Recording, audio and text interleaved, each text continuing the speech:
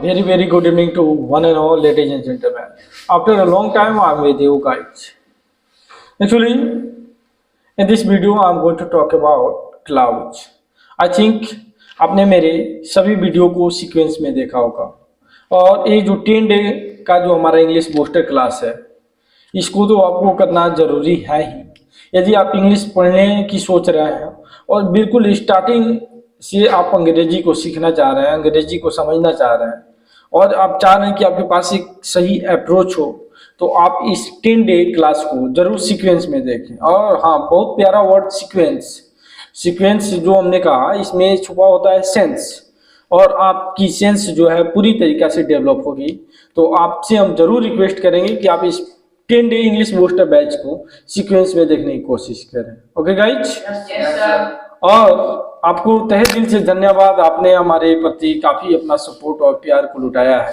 इस 10 डे, इस 9 डे में अपना फीडबैक जो आपने दिया है, हमें इसको रखना है अगले सभी क्लास तक जारी, क्योंकि आज है 10वीं क्लास की बारी और 9 दिन काफ़ी बेमिसाल रहा। 9 दिन काफ़ी शानदार इस तरह से हम लोग अपने पीठ पे छक्के चौके जो है लगाते रहे।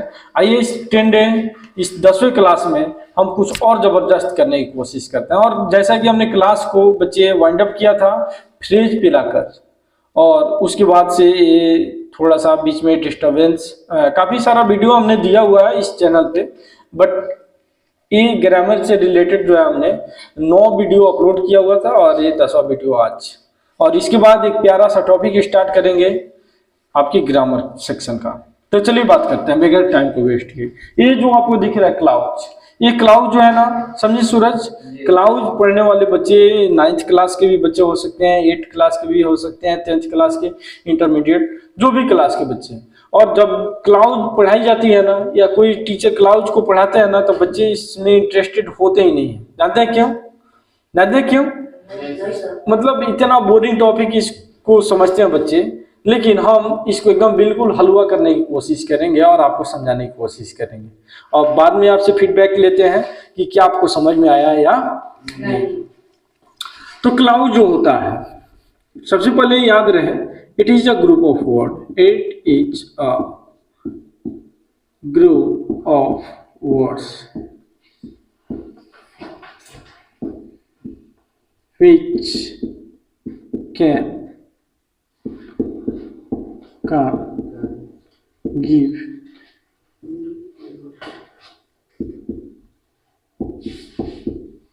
complete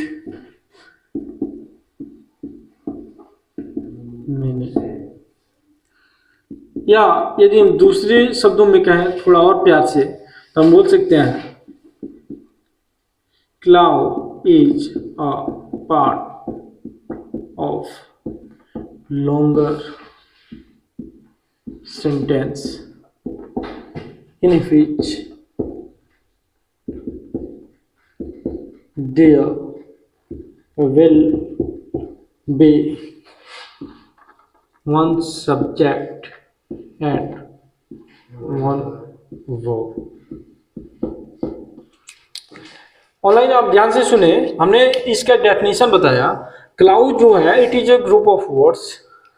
हमने पिछले क्लास में भी चर्चा करी हुई है कि फ्रेज भी ग्रुप ऑफ वर्ड होता है, सेंटेंस भी ग्रुप ऑफ वर्ड होता है, क्लाउड भी जो है हमारा ग्रुप ऑफ वर्ड्स होता है।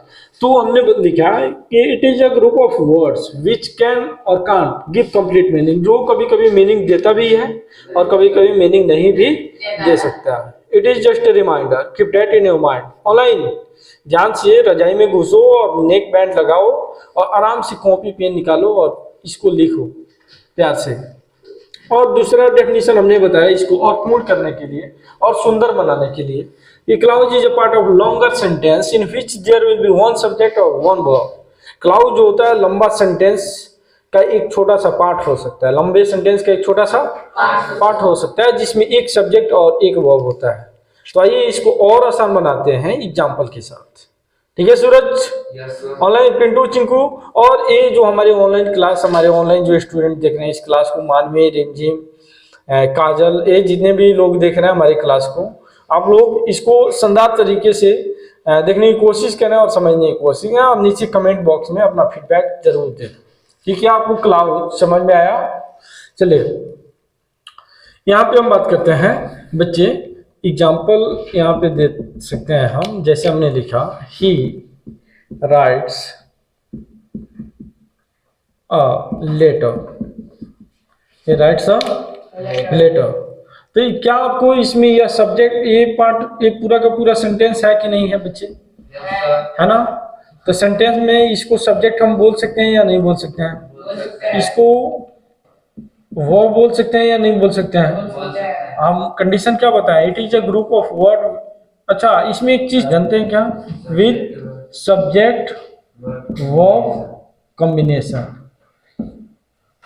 एक बात याद रखें बच्चे आप, कि ये जो ग्रुप ऑफ वर्ड्स तो होता ही है, जो मीनिंग देता है कभी नहीं देता है, लेकिन विद सब्जेक्ट वर्ब कॉम्बिनेशन, इसमें सब्जेक्ट और वर्ब का कॉम्बिनेशन भी होता है। खैर उसको हमने इसमें भी मेंशन कर दिया हुआ है, one subject and one verb, there will be one subject and one verb. तो ये पूरा का पूरा सेंटेंस है हमारा, है ना। अच्छा, सेंटेंस का ये वाला पार्ट हमारा सब्जेक्ट है कि नहीं है, ये वाला पार्ट हमारा वर्ब है कि नहीं है, तो सब्जेक्ट वर्ब का कॉम्बिनेशन है कि नहीं है। अच्छा, तो क्या इस पार्ट को हम क्लाउज बोल सकते हैं या नहीं बोल सकते हैं, क्लाउज बोल सकते हैं ना। अच्छा, इस पूरे सेंटेंस को यदि क्लाउज बोलना हो तो बोल सकते हैं कि नहीं बोल सकते हैं, बोल सकते हैं, बोल सकते हैं हाँ। लेकिन इतने पार्ट को यदि हम ढक लेते हैं और हम कहते हैं क्या इसको सेंटेंस बोलेंगे, नहीं बोल सकते हैं। तो याद रहे कि क्लाउज को सेंटेंस नहीं बोल सकते हैं, पर सेंटेंस को क्लाउज बोल सकते हैं, सेंटेंस को क्लाउज बोल सकते हैं। हाँ, ये अलग बात है कि हम सभी सेंटेंस को क्लाउज नहीं बोल सकते हैं, सभी सेंटेंस को क्लाउज नहीं बोल सकते। चलिए आगे इस एग्जांपल को, इस डेफिनेशन को समझने की कोशिश करते हैं एक लॉन्गर सेंटेंस से। जैसे हमने लिखा I went there and I met her where she was dancing। ठीक है बच्चे, I went there and I met her where she was dancing। आपने देखा है कि एक लंबा सेंटेंस हमने लिखा ना। इस लंबे सेंटेंस में आप ये बताएं हमें, ये वाले पार्ट को हम सब्जेक्ट वर्ब का कॉम्बिनेशन बोल सकते हैं, फिर इस वाले पार्ट को बोल सकते हैं, फिर इस वाले पार्ट को बोल सकते हैं। तो सब्जेक्ट वर्ब का कॉम्बिनेशन है, ग्रुप ऑफ वर्ड है, ग्रुप ऑफ वर्ड है। तो ये सभी एंगल से इसको हम क्लाउज बोल सकते हैं या नहीं बोल सकते हैं, बोल सकते हैं या नहीं बोल सकते हैं। तो इसमें कितने क्लाउज हैं, 1 2 और 3, इसमें टोटल कितने क्लाउज हैं। तो आपने देखा क्या कि लंबे सेंटेंस में हमारे छोटे छोटे क्लाउज भी हो सकते हैं, छोटे छोटे क्लाउज भी हो सकते हैं। आ रहा बात समझ में, ऑनलाइन आ रही बेटे को पॉइंट गाइस। अच्छा, तो ये छोटे छोटे और क्लाउज का मतलब ही होता है उपवाक्य। क्या होता है, उपवाक्य। छोटे छोटे इसमें सेंटेंस की तरह बड़े बड़े सेंटेंस को बनाने की शक्ति रखते हैं हमारे क्लाउज। आ रहा बात समझ में। पिछले क्लास में हमने बताया फ्रेज। क्या क्लाउज आपको समझ में आया? और कोई पूछे क्लाउज क्या तो आप उसको समझा सकते हैं एकदम बिल्कुल अच्छे से। चलिए अब हम बात करते हैं टाइप्स ऑफ क्लाउज की। टाइप्स ऑफ क्लाउज की हम यहाँ से स्क्रीन से थोड़ा देर के लिए मूव हो रहा है, आप इसका एक स्क्रीनशॉट लें। Now it's your time to take screenshot. तो क्या बच्चे, आई होप कि आपने स्क्रीनशॉट लिया होगा। अब आपके स्क्रीन पे ये जो दिख रहा है types of clause. Basically clause 3 प्रकार का होते हैं। How many types of clause guys? 3 types of clause. First one is principal clause, और याद रहे इसको मेन क्लाउड भी बोला जा सकता है। क्या बोला जा सकता है? मेन क्लाउड भी बोला जा सकता है। और याद रहे इसका एक और नाम है जिसको बोलते हैं इंडिपेंडेंट क्लाउड। इंडिपेंडेंट क्लाउड, इसका कोई दूसरा नाम नहीं है। इसको जो है बच्चे, इसको हम डिपेंडेंट क्लाउड भी बोल सकते हैं। डिपेंडेंट क्लाउड, और इसको एक और बोल सकते हैं इफ क्लाउड। क्या बोल सकते हैं? ठीक है। प्रिंसिपल क्लाउड जिसको मेन क्लाउड भी बोल सकते हैं, इंडिपेंडेंट क्लाउड भी बोलते हैं, कोऑर्डिनेट क्लाउड और तीसरा होता है हमारा सबऑर्डिनेट क्लाउज, जिसको डिपेंडेंट क्लाउज और इफ क्लाउज के नाम से हम लोग जानते हैं। बेसिकली इसकी बात करें ना तो ये 3 भागों में बटा हुआ है। सबऑर्डिनेट क्लाउज जो होता है ये हमारा 3 भागों में बटा हुआ है। First one is noun clause. कौन clause? Noun. Second one is adjective clause, adjective clause. और third one is adverb clause, adverb clause. अब बेसिकली ये तो हमारा कोई टॉपिक क्लास है नहीं, पर हम आपको बता दे रहे हैं, आगाह कर दे रहे हैं कि आगे हम लोग को ये सब मिलने वाला है। तो इसलिए आपकी जानकारी के लिए हम बता दें, नाउन क्लाउज इसका पार्ट होता है, एडजेक्टिव क्लाउज भी इसका पार्ट होता है और एडवर्ब क्लाउज भी इसी का पार्ट होता है। कोऑर्डिनेट क्लाउज का कोई पार्ट नहीं होता है, प्रिंसिपल क्लाउज का कोई पार्ट नहीं होता है। और बारी बारी से हम लोग इसको और इसको समझते हैं, ठीक है? बारी बारी से इसको और इसको समझते हैं। ये किसे कहते हैं? देखो जाने मन, मैं ये बता रहा था प्रिंसिपल क्लाउज। तो प्रिंसिपल क्लाउज जो होता है हम एग्जांपल से समझते हैं। Principal clause it does not depend on any clause, it does not depend on any clause for its meaning.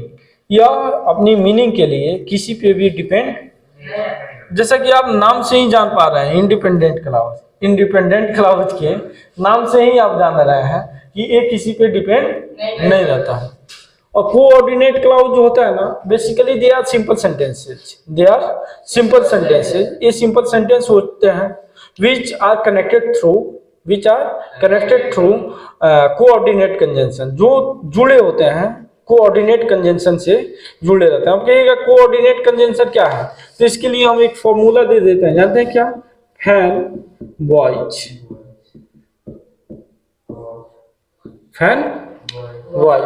और जाने मन बड़ी शानदार फॉर्मूला दे रहे हैं आपको एक कोऑर्डिनेट क्लाउज को पहचानने का, कोऑर्डिनेट क्लाउज को पहचानने का।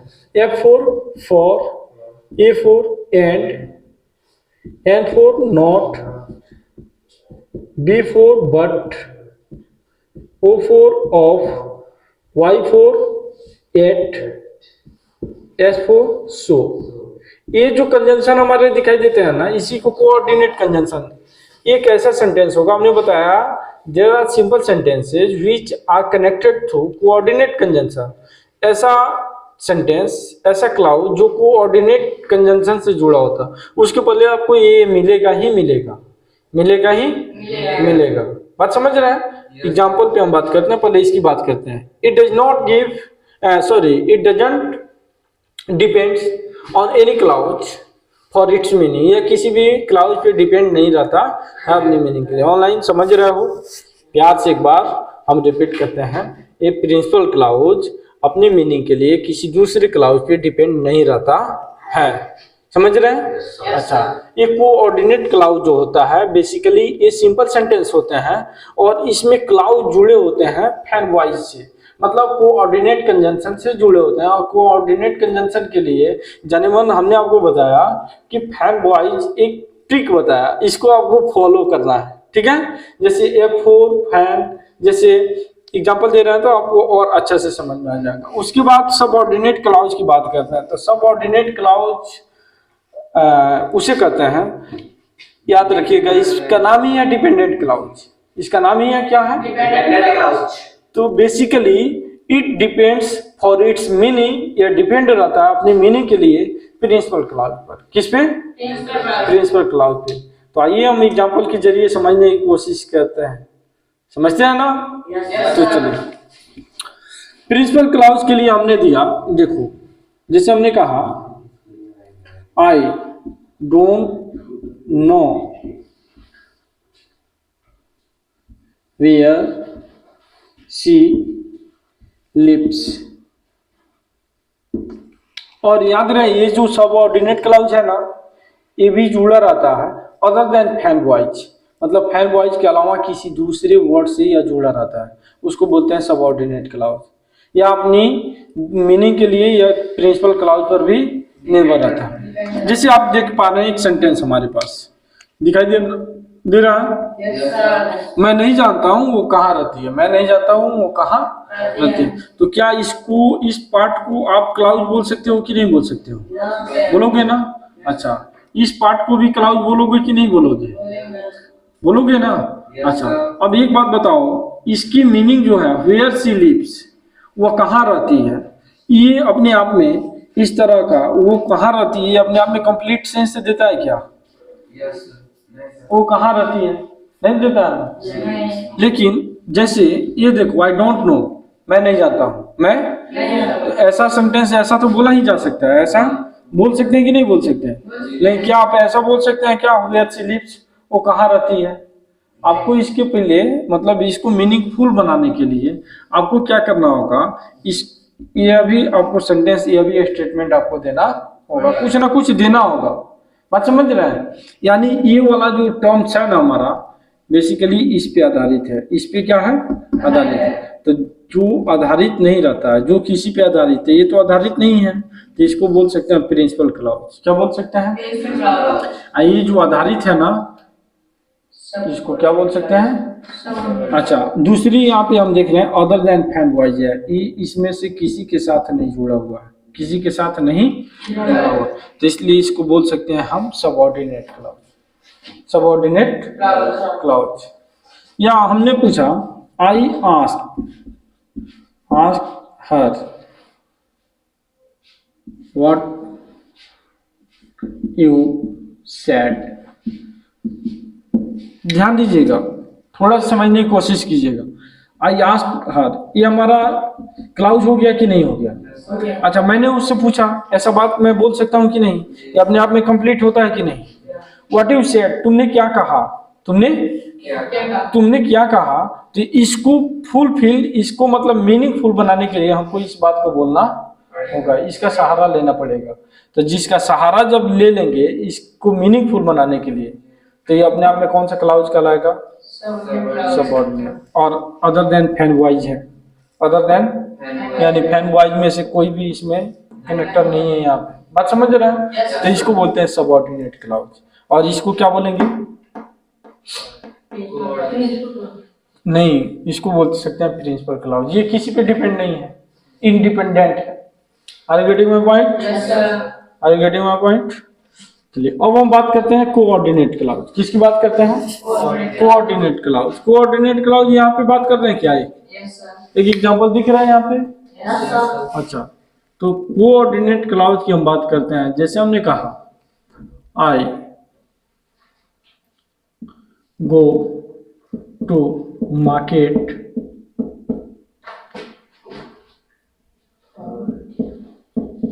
फॉर बाय, हम बुक खरीदने जाते हैं, ठीक है?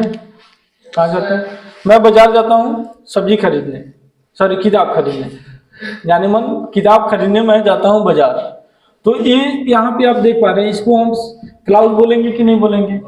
अच्छा, यहाँ पे देखिएगा, यहाँ पे ये कही सर बाय तो है पर सब्जेक्ट नहीं है, लेकिन यहाँ पे याद दिलाइए कि सेंटेंस का सब्जेक्ट आई है कि नहीं है? मार्केट कौन जा रहा है? तो यहाँ पे इतना खरीदेगा कौन? मैं ही, आई। तो यहाँ पे आई इतना अंडरस्टूड है ना कि आई छुपा हुआ है, फिर भी हम आई समझ लेते हैं। हमारी अंडरस्टैंडिंग पावर इतनी जरूर होनी चाहिए कि समझने, कुछ ऐसी चीजें होती है जो इतनी अंडरस्टूड होती है जिसको हम समझते हैं। जैसे हम बोलते हैं ना गो देयर, क्या बोलते हैं?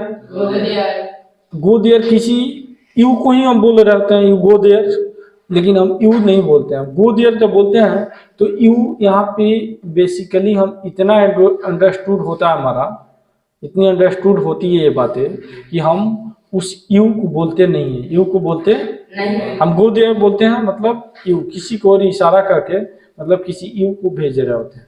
आ रहा है बात समझ में? तो यहाँ पे ये क्लाउज है, तो ये क्लाउज किससे जुड़ा हुआ है?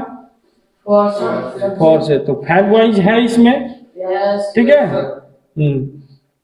ऐसे बहुत सारा जो इसमें दिखाई देते, जैसे I want to speak English but you don't want to listen. मैं इंग्लिश बोलना चाहता हूं लेकिन तुम सुनना नहीं चाहते हो, तुम सुनना। तो बट जो हमने लगाया तो ये क्या हो गया? फैन वाइज का है ना टर्म्स।